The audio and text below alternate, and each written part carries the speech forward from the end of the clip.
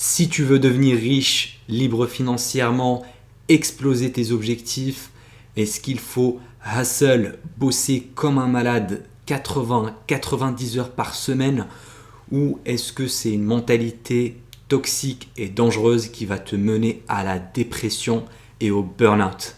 Eh bien, dans cette vidéo, je vais te donner mon avis complet sur la mentalité hustle ainsi que mon expérience personnelle. Bonjour, c'est Elias et j'espère que tu es en forme.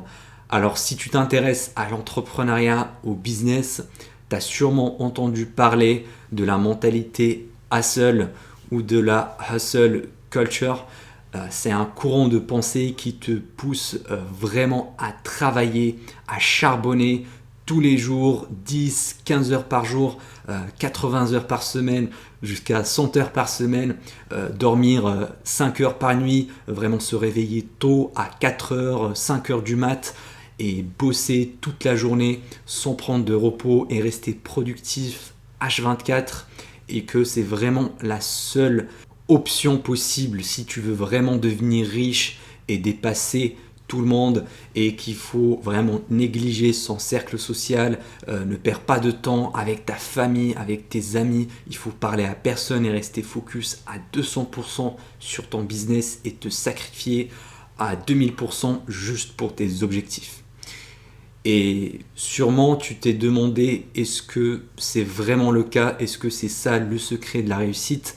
Parce que l'exemple typique c'est des Américains qui ont réussi. Tu as par exemple Gary Vaynerchuk qui est un entrepreneur d'ailleurs qui a fondé l'agence VaynerMedia qui est une agence marketing basée à New York et qui est valorisée à plusieurs centaines de millions de dollars. D'ailleurs c'est une des plus grosses agences marketing au monde. Ils font un chiffre d'affaires de 200 millions de dollars par an. Et pour lui, il faut toujours travailler, cravacher comme un malade. Ou bien tu as également Elon Musk qui fait partie de ces personnes-là qui travaillent 80-90 heures par semaine pour gérer à la fois Tesla, SpaceX, The Boring Company et tous ces business à la fois. Et aujourd'hui, je vais te donner mon avis sur le sujet et ainsi que mon expérience personnelle parce que j'ai pu tester plusieurs méthodes de travail qui penchent vers le hustle et des fois qui sont un petit peu plus chill, plus cool. Et à mon avis, il ne faut pas prendre tout argent comptant. C'est-à-dire que ce n'est pas du noir ou du blanc, il faut nuancer. Donc je vais dire les points positifs et ce que j'ai apprécié dans cette mentalité-là. Et ensuite, je vais te dire également les points négatifs et mon avis à la fin.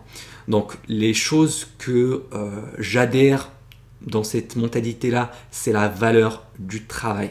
Parce que effectivement, si tu bosses plus que les autres, si tu es prêt à sacrifier plus de choses que le reste de la population, eh bien tu vas avoir des résultats incroyables plus que tout le monde. Donc c'est logique, c'est mathématique. Si tu travailles 1 heure par jour alors que tes concurrents travaillent 10 heures par jour, eh ben, tu vas jamais les rattraper. Et ça, c'est quand même assez positif, cette mentalité-là de compétition, de vouloir se dépasser, sortir de sa zone de confort, vraiment vaincre la flemmardise, la fainéantise de la plupart des personnes parce que on va pas se le cacher, en France, on est dans un pays de flemmards. Surtout si on se compare aux Américains, parce que eux, ils ont vraiment cette mentalité-là de travailler dur. Par exemple, un Américain moyen, il travaille plus de 45 heures par semaine. Il a très peu de congés payés. Il n'a pas accès à un système de santé comme en France. Du coup, il doit tout payer de sa poche. Et la plupart des Américains ont 2 voire 3 jobs en même temps. Et en plus de tout ça, ils ne se plaignent pas. Alors qu'en France, tu vas voir que le Français moyen, il travaille 35 heures par semaine, il a plusieurs semaines de congés payés, il a accès à la santé gratuitement et malgré tout ça, il se plaint, il s'emmerde et il met un gilet jaune et il manifeste dans la rue, il fait des grèves, il fait chier tout le monde. D'ailleurs, moi, ça m'énerve des fois quand je dois, par exemple, voyager, prendre un train et que les employés de la SNCF font la grève. Du coup, je ne peux pas voyager. C'est vraiment chiant. Quand les médecins, les postiers, les employés de la SNCF, de la RATP font la grève, ils font chier tout le monde. Alors que nous qui voulons bosser, on ne peut pas bosser à cause d'eux. Vraiment, c'est une mentalité aberrante que je déteste. Bien sûr, pas tous les Français sont comme ça, mais la mentalité générale est très flemmarde. Vraiment, les gens, ils veulent plus d'argent sans rien branler. Et ça, c'est très nocif. Si tu es un entrepreneur, il faut oublier ce genre de mentalité. Tu ne dois pas chercher des excuses ou chercher à te plaindre. Si ton job à la SNCF te déplaît, si tu n'es pas heureux dedans, eh ben, tu prends tes couilles, tu montes un business et tu deviens putain de riche et tu quittes ce putain de job que tu détestes. Mais arrête de te plaindre, arrête de sortir, te manifester dans la rue. J'ai l'impression que les Français manifestent plus que ce qu'ils travaillent. Vraiment, c'est un truc de malade. Mais bref, fermons la parenthèse. Je pense que tu l'auras compris. C'est ça le point positif de la mentalité, c'est que ça te pousse à te dépasser, à sortir de ta zone de confort, à bosser, surtout qu'en France on n'a pas du tout cette mentalité là de hustle. C'est plutôt voilà, pour les pays anglo-saxons, surtout les Américains. D'ailleurs, ça explique largement le succès des Américains dans les entreprises, à Hollywood, dans le cinéma, parce que c'est un pays qui valorise le travail. Là-bas, tout le monde est bosseur, tout le monde bosse. Ils n'ont pas le temps de manifester, de faire la grève, de casser les couilles aux gens.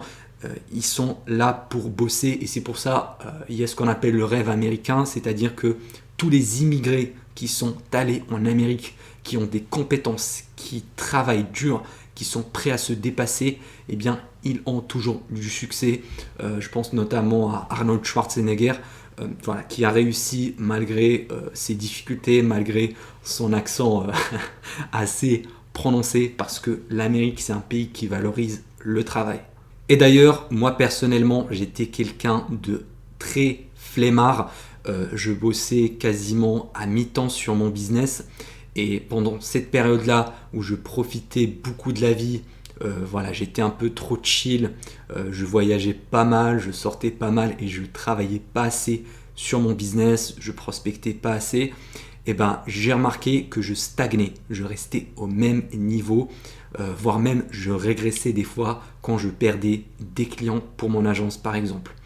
Alors que maintenant, lorsque j'ai doublé ma capacité de travail, lorsque je travaille tous les jours, eh ben, j'accélère énormément ma progression et du coup c'est tout à fait logique. Si tu doubles tes entrées, donc ton input de travail, eh ben, logiquement ton résultat va doubler derrière également.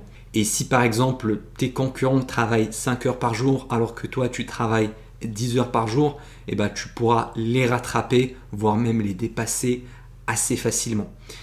Maintenant, je vais parler plutôt du côté négatif de cette mentalité-là.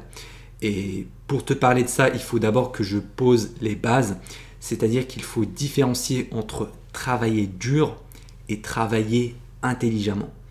Alors, travailler dur, ça veut juste dire travailler un certain nombre d'heures, par exemple 10 heures par jour, 15 heures par jour, alors que travailler intelligemment, ça veut dire travailler uniquement sur des tâches importantes qui vont avoir de meilleurs résultats finaux. C'est ce qu'on appelle également la loi de Pareto. Il faut se concentrer toujours sur les 20% d'actions qui vont générer 80% de résultats. Et du coup, si tu travailles intelligemment, tu vas dépasser n'importe qui travaille dur. Et ça, c'est tout à fait logique. Il faut voir le travail pas seulement en termes de quantité, mais également en termes de qualité. Je te fais par exemple une petite métaphore. Si on prend 2 personnes et qu'on leur demande de couper un arbre, et que pour chaque personne, on va leur donner une hache qui n'est pas affûtée, qui est voilà, normale, et ben la première personne, si elle veut juste travailler dur et bêtement, elle va commencer à donner des coups de hache directement à l'arbre. Donc ça va être très dur, très difficile parce que la hache, elle n'est pas affûtée, mais il va se dire, allez, moi je vais hustle, je vais travailler comme un acharné jusqu'à couper l'arbre. Et effectivement, au début, l'arbre va commencer à être coupé petit à petit. Par contre, l'autre personne qui est plus intelligente, elle va se dire, je vais trouver un moyen plus malin pour couper cet arbre plus rapidement. Et du coup, il va travailler intelligemment, c'est-à-dire que au lieu de couper l'arbre bêtement dès le début, il va d'abord commencer par affûter son hache petit à petit jusqu'à avoir une lame de rasoir. Et ensuite, il va commencer à donner des coups de hache et là, il va sûrement couper l'arbre beaucoup plus rapidement que l'autre personne et il va la dépasser tout simplement parce qu'elle a décidé de travailler intelligemment et pas juste bêtement et méchamment. Donc, si tu travailles aujourd'hui, il faut d'abord voir si tu bosses d'une manière efficace, productive et sur des tâches importantes. Donc, une fois que tu as coché ces cases-là, à toute chose égale par ailleurs, oui, si tu travailles plus, eh ben, tu vas avoir plus de résultats. Donc, une fois que tu auras optimisé ta méthode de travail, il faut également l'augmenter tout en gardant la même qualité. Par contre, le hic, c'est qu'il y a une limite. Nous, les humains, on n'est pas des robots, on a certaines limites et si tu dépasses ta limite, tu vas finir en burn-out. Surtout si tu négliges ton sommeil. Pour moi, le sommeil, c'est hyper important parce que ça permet à ton cerveau d'être productif pendant tes heures où tu travailles. Donc moi personnellement, je dors 8 heures, voire 8h30 par nuit et je t'invite à faire pareil parce que si tu dors 5 heures par nuit, tu travailles toujours à 5 heures du mat, eh bien après quelques jours ou quelques semaines, ton cerveau va perdre en concentration, tu vas être démotivé, fatigué et tu seras moins productif. Donc le sommeil, la bonne bouffe également, manger équilibré, faire du sport, c'est des choses où tu vas penser que tu perds du temps, mais bien au contraire, si tu as ces trois choses-là en place, eh ben, tu seras beaucoup plus productif. Donc ne néglige jamais ta santé et ton sommeil. Et après ça, tu auras un certain temps et là, il faut également l'optimiser. Tu dois travailler d'une manière également productive, c'est-à-dire tu coupes les réseaux sociaux, tu regardes pas la télé, tu parles pas aux gens, tu restes vraiment focus à 100% et tu fais du deep work. Et l'objectif, c'est que tu travailles un certain nombre d'heures par jour ou par semaine d'une manière très productive et uniquement sur les choses essentielles qui vont faire bouger ton business dans le sens positif. Après, voilà, quand tu vas trouver la moyenne qui va te convenir, là tu peux l'augmenter petit à petit. Je te recommande toujours de commencer avec un nombre assez faible. Par exemple, si tu as un job à côté, tu peux commencer à bosser peut-être 1 heure par jour, 2 heures par jour sur ton business. Et ensuite, tu augmentes ça petit à petit. Et quand tu vas commencer à générer des revenus réguliers, tu pourras quitter ton emploi et te concentrer à fond sur ton business et gagner encore plus d'argent. Donc vraiment, c'est comme ça qu'il faut procéder. Il ne faut pas non plus que tu dépasses tes limites parce que si tu travailles 70, 80, 100 heures par semaine, eh ben, ton corps va finir en burn-out après quelques semaines ou quelques mois si tu es vraiment résistant. Et ça, c'est pas vraiment l'objectif parce que si tu es en burn-out, eh ben, tu pourras plus travailler pendant des mois, voire même des années. Or, c'est pas du tout ça l'objectif. L'entrepreneuriat, c'est un marathon et pas un sprint. Donc, tu dois juste bosser et te ressourcer en même temps. C'est voilà, exactement comme avec le marathon. Imaginons tu dois courir 42 km. Eh ben, il faut courir avec un rythme qui te permet de te ressourcer en même temps, de te reposer en même temps, voilà, de prendre le souffle tranquillement jusqu'à atteindre la ligne d'arrivée. Par contre, si tu commences à courir comme un acharné dès le début du marathon, et ben rapidement après quelques centaines de mètres ou après quelques kilomètres, tu vas t'essouffler et voilà, tu vas totalement rater le marathon. Donc il faut vraiment y aller avec cette mentalité-là. Ne vois pas juste une semaine devant toi ou un mois devant toi, regarde plusieurs années en avance. Parce que également les relations sociales avec ta famille, tes amis, il ne faut pas non plus les négliger à 100%. Il faut vraiment garder un minimum de contact social parce que c'est ça qui va te motiver également à continuer. Voilà, il ne faut juste pas tomber dans l'excès. C'est-à-dire, si tu veux monter un business à plusieurs millions d'euros par an et que tu veux sortir tous les soirs avec tes potes en boîte de nuit, tu veux sortir avec plein de filles, je sais pas moi, voyager aux quatre coins du monde, eh ben ça sera pas possible parce que tu dois toujours avoir une priorité qui est ton business et tout le reste, tous les autres aspects de ta vie doivent être diminués au strict minimum. Par exemple, tu fais du sport 2 ou 3 fois par semaine, tu vois ta famille ou tes potes une fois par semaine ou deux grand max.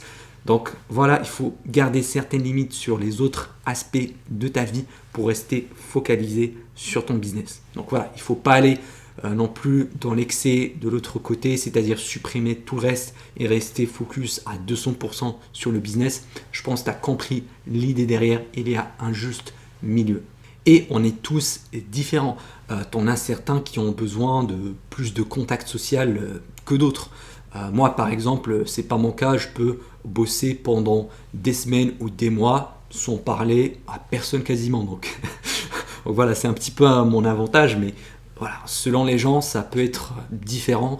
Et d'ailleurs, moi, j'ai remarqué que j'ai une personnalité qui est assez obsessionnelle, qui est assez addictive. Et si tu es comme moi, et ben dans ce cas-là, je te conseillerais de ne pas faire d'énormes écarts ou bien de ne pas faire des écarts assez souvent. Par exemple, moi personnellement, quand je faisais la musculation, quand j'ai démarré dans ce domaine-là, j'avais une diète assez clean, assez équilibrée et je me permettais de faire un cheat meal, c'est-à-dire un repas de triche tous les dimanches où je mangeais ce que je voulais, par exemple des glaces, des pizzas, des burgers, des kebabs. Et j'ai remarqué que le jour d'après, j'ai du mal à garder ma diète. J'avais plus envie de cheater également les jours suivants.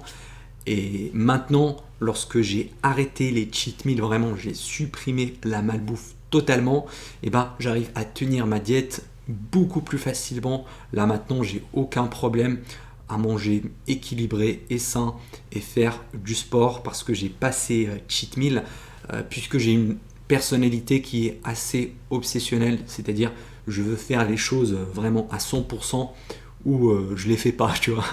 Alors que certaines personnes qui n'ont pas le même caractère que moi, et ben peut-être ça sera l'inverse, ça sera plus facile de tenir une diète s'ils avaient un cheat meal une fois par semaine. Donc on est tous différents, c'est à toi de connaître ta propre personnalité et vraiment je t'invite à tester des choses, à vraiment essayer plusieurs méthodes, plusieurs techniques et voir ce qui marche pour toi parce que là je te donne des conseils mais on est tous différents, tu peux jamais connaître la réponse par avance.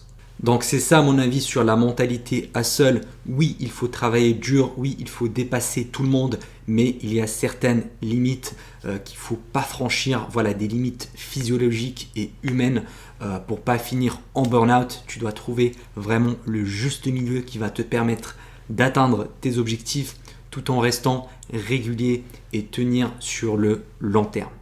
D'ailleurs, tu trouveras un cadeau offert dans le premier lien en description. C'est une étude de cas totalement gratuite qui te montre comment j'ai monté mon agence SMA. C'était Elias, à la prochaine.